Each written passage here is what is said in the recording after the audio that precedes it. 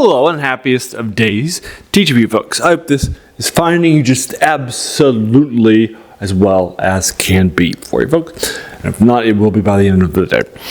So today we're doing my serial Saturday hour reviews, things and the forgotten movie and storytelling. Whether it's movie serials like Flash Gordon or Zorro series that we're reading right now, or the TV stuff like the Doctor Who. This is what I dedicate to this Saturday. The definitely sold stuff. It really sold out theaters and that sort of thing in a lot of major ways. So this is the third Zorro serial. The fourth one will be starting tomorrow. That's Son of the Zorro.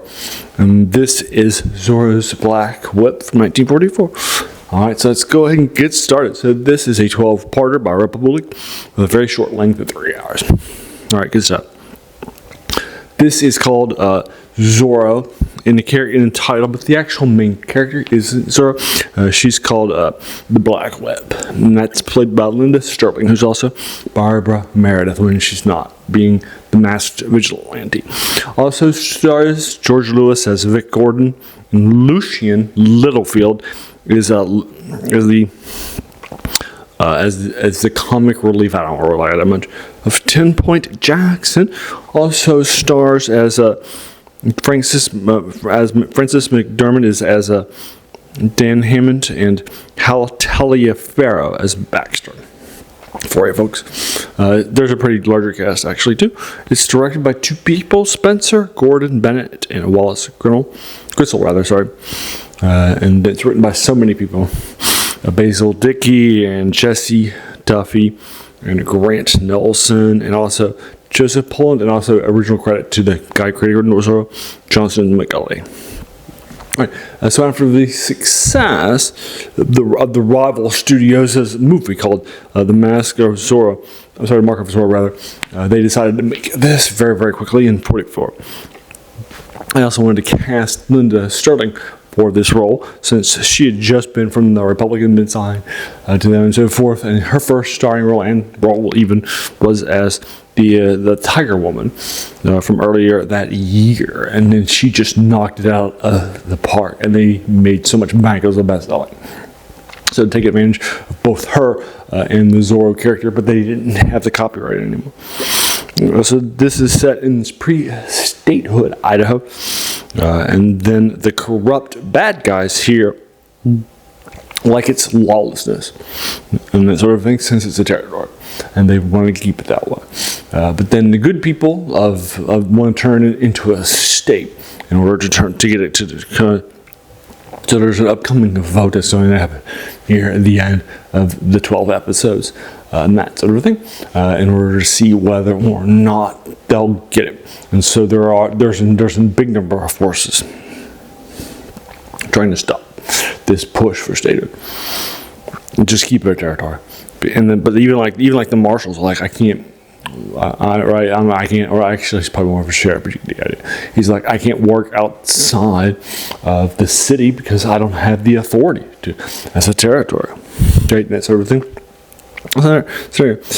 So that's sort of the setup. All right, so I don't like that bait and switch of calling it Zorro, but then no Zorro.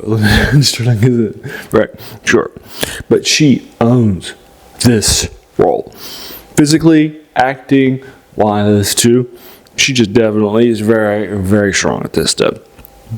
She's a proper lead. This is also my first female lead in a serial too, and she does a great job. So she does all the action scenes great too, and she often rescues Vic, the other, who's also a fighter and a cop and stuff too, and she's a secret agent and that sort of thing for the government to help him out. But we'll find out that he's constantly rescuing Vic and that sort of thing. So I like that, dude. And this is definitely a change of pace. Typically, women in serials aren't the action stars, or they are because they're damsels in distress, or they are the antagonist, who's very strong with weapons and that sort of thing, but they're the bad guys, right? And so you got to choose the bad guys or the damsel in distress good guys that are just constantly screwing up. Even if the only exceptions to that, and they weren't even the stars, were the Canadian Mounties, where they were an undercover cop, and so she'd use a rifle, that sort of thing just as well. I thought that was actually very good, but this is so much better. So for all those reasons, and the fact that she owns the role and that sort of thing, I'm pulling off 1 point for the bait and switch, but otherwise, I'm giving this a 9 out of 10. All right, so there you are. What did you think about this? Have you seen it? And if so, let me know what your thoughts about it are, because it's very, very, it's very, very fast, very well paced for that time, and that sort of thing. It's not really engaged, so I think it's good stuff. But then just let me know what your thoughts are. Be happy to engage with that further. As a reminder, I'm not actually a trained cinema critic, right? I didn't go to college for cinema or go to movie school or anything like that. I'm not a trained critic. Right, and so that means that your opinion is going to be just as valid as mine, right? And that sort of a thing. So let me know what your thoughts are. I'd love to hear what your takes are on this, and if you think it's a 9 out of 10. I'm sure Zorro fans probably would have it lower, but I just pulled a point on them. But there you are. That's Zorro's Black. Alright, for you folks, and then as a reminder, like I mentioned earlier, serials were definitely their own sort of storytelling genre that we forgot about, that sold out seats. And part of that reason is because they kind of changed how movies went. Like today, you would go to see one film and a few trailers that are probably a little too long, probably too many of them, and then you watch the film and then you go home, right? But there, you would go for a few things. They did have trailers in, but they weren't nearly as common as you might think, only the big ones. And then basically, you would go there for like a half a day or something like that, 5 or 6 hours. Get there like noon, and go there with your family, your school, your work, your church, all that sort of thing. Everybody would go there together, and then they would watch, and you would watch a few shorts, the A picture, and then another couple, and then the serial would end, and then you would have an intermission, and you'd be talking about the serial, not the A picture. How's that person going to survive that cliffhanger? Let's find out. And then you would go back to the second half after intermission, and then you would have another couple of shorts, and then the B picture, oftentimes very short compared to modern theaters, and then after the B picture, you would do the last serial, and then you would head out, right? So that would be sort of how you would basically do it. And again, both times you're going and you're talking about the serials, and you're talking about how is this person going to survive. Find out next week, and that sort of thing. So that was the sort of the water cooler talk that day, well before water coolers, but Cox become a pop culture concept, but you get the idea. And many of these, like Flash Gordon, sold out. No, we've reviewed for you folks. So check those out. And there you are. Also, yesterday I did my top 5 Doctor Who serials from his first season that we've done already, from the first Doctors, that sort of a thing. And then the previous week I did my top 10 serials from movies. So check those out if you like that stuff. More of my bigger pictures. Happy to check this out for you folks. And then on Wednesdays I do something I call Video Game Wednesday of older video games. I currently am doing some, just recently did the Baldur's Gate series, and then I went back and did another recent one, Elden Ring, from a few years ago, and now I'm going to be doing the Fallout series, so check that out too. Well, if you like video games, I'll do some Let's Plays too. I'm currently doing Evil Genius, which is Doctor Who. I'm sorry, James Bond inspired. 2004 base builder, right here, the bad guy.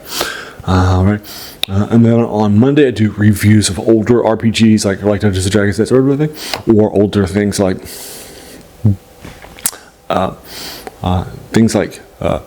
war games like Battletech and that sort of thing. So check those out too. I'm probably going to be doing, I just finished up the B series from back then. I'm thinking about moving to the advanced Dungeons and Dragons side of things. Like I did a bunch of things with the B series. The G series, and that sort of a thing. So check it out too.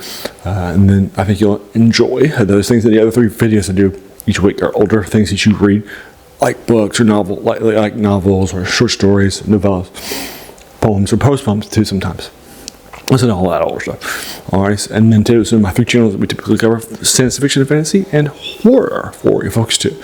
So if those 7 older things, if they sound like your cup of tea, then great.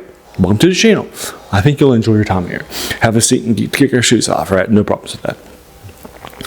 Alrighty, so there you are. And while you're here, why not do all the YouTube stuff like hit the subscribe button, the like button, the bell icon, be notified of my videos, and then share. But basically just share and watch. Those are the key ways of growing this channel for you folks. Alrighty. So there you are. As you can tell from those 7 older reviews, that's the passion. It's even where its name comes from too. The worst thing about new books. It's a quote by a French philosopher, Jacques Joubert, who said that the worst thing about them was they kept us from reading the old ones, right? There's definitely some more stuff we might have forgotten about. It's heavily influential in modern days, like serials and that sort of thing. Now, in this case, you're watching, but you get the idea. All right, it's also where my number one strength context is. I get more appreciation with something when I see how it was come together. Like for example, I love Star Wars. I've even done my top 10. I'll rank all Star Wars films, but at the same time, I appreciate that more by seeing its influences, right, and that sort of thing, and going and watching Flash Gordon as a serial, right, and that sort of thing. All right, so that sounds like YouTube. Then great. All right, and there you are. I want to thank you so very, very much for just taking some time out of your day and investing it and watching my videos, right? Because we all have so many things that are happening in our lives, and we're pulled in so many different directions too, right? So the fact that you spent this time with me, that's incredibly humbling, and I appreciate that so very, very much. So thanks again, and have an amazing day.